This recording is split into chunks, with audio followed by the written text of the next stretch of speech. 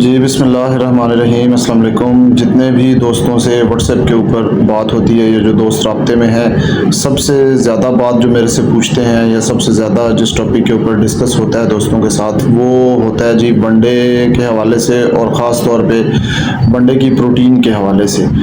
तो आज के सेशन में मैं इसी चीज़ के ऊपर बात करूँगा। आपको एक छोटी सी टिप दूँगा, डिटेल में बात नहीं करूँगा कि वनडे की आप प्रोटीन कैसे बेहतर कर सकते हैं, प्रोटीन की क्वालिटी अपने वनडे की आप किस तरह से बेहतर कर सकते हैं। तो छोटी सी टिप है, इस चीज़ पे अमल कर लें, इंशाल्लाह ताला फ़ायदा आपको ख़ुद पता चल जाएगा।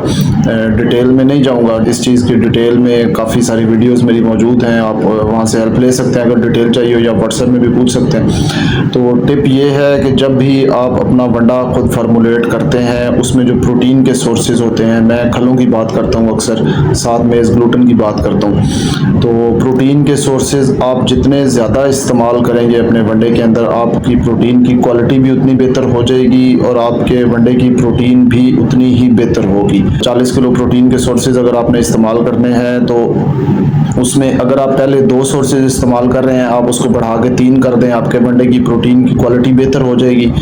अगर आप पहले से अपने वनडे में प्रोटीन के सोर्सेज 3 इस्तेमाल कर रहे हैं तो 4 उसको कर दें, बढ़ा के 4 सोर्सेज इस्तेमाल करना शुरू कर दें। वनडे की प्रोटीन की क्वालिटी आपकी बेहतर हो जाएगी, आपको निस्बतन बेहतर रिजल्ट्स मिलना शुरू हो जाएंगे। और मेरा ज़ाती तौर पे मशवरा और मेरा ज़ाती एक्सपीरियंस जो है वो यही है कि जब भी अपना वनडा बनाएं, उसमें कम से कम 4 प्रोटीन सोर्सेज का इस्तेमाल किया करें। मेज़, ग्लूटेन और साथ कोई सी 3 खलें जो आपको ईजिली अवेलेबल होती हैं, वो इस्तेमाल किया करें। इंशाल्लाह ताला आपको बेहतर उसमें रिजल्ट्स मिलेंगे। आपके वनडे की जो प्रोटीन की क्वालिटी है वो बेहतर हो जाएगी, वनडे की प्रोटीन भी निस्बतन बढ़ जाएगी।